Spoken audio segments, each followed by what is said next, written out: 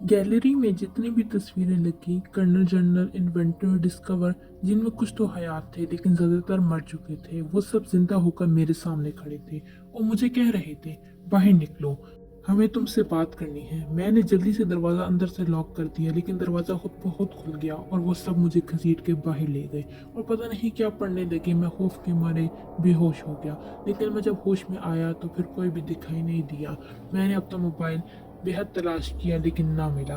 फिर जब सुबह सूरज तुलू होने के बाद मैं बाहर निकला तो वो सहन में गिरा हुआ मिला। मुझ पर इस कदर खौफतारी हो चुका था कि पूरी रात एक कोने में बैठकर गुजार दी और वहाँ से हिलने तक की हिम्मत ना थी। और अब बस ये इंतज़ार था कि कब सुबह हो और कब मैं स्कूल से निकलूँ।